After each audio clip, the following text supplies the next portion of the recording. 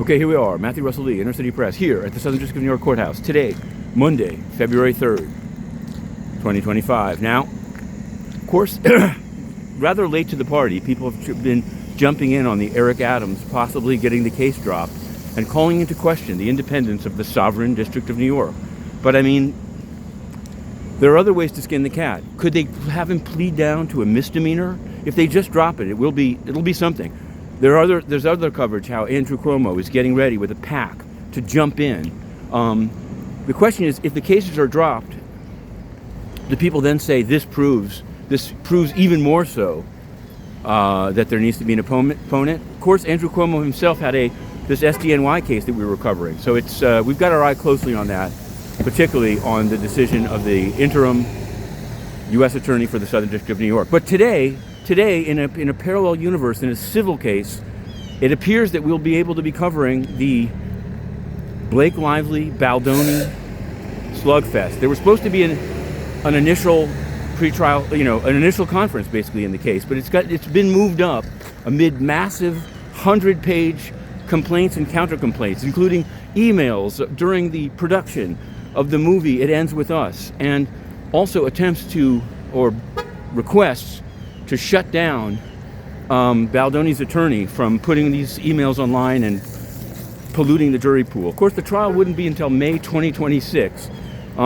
Just now, I saw a notice of appearance by an attorney recently in the SDNY representing the Georgia poll workers against Rudy Giuliani. So it's become something of a cultural touchstone. I think Sigrid McCauley is in the case. In any event, 11 a.m., we're hoping to have a stream on it. There's also going to be a hearing at 11 a.m. about the OMB memo and funding cuts. So we'll see how we balance the two. That's in D.C., but actually they're making it available. So I'm going to be trying to do both. We'll see. On the sort of big picture front, there was the announcement of tariffs, and all I'll say about it is that while we were waiting for Justin Trudeau to speak, it became impossible for me to not remember that the Canadian ambassador to the UN, Bob Rae, actually still blocks Intercity Press on X. I have no idea why. Why? I mean, I think I once asked a question of Justin Trudeau about Canada's funding of Saudi Arabia to bomb Yemen, a perfectly UN question, but he didn't want to answer it, and so he said, I'm going to take another question, but I'm not going to reward bad behavior. Bad behavior being asking about Saudi Arabia and bombing Yemen. So he didn't. And after that, Bob Rae arrived and blocked Intercity Press on X. So it's kind of a shocker that, and in noting that, it seems that then you're perceived as being very anti-Canada. I'm not anti-Canada, but I am anti-Bob Rae. I will say that, just because if you can't come to the UN without blocking the press that covers the UN, there's a problem. In other sort of more nitty-gritty UN news, we've written a series of stories now about Ben Swanson.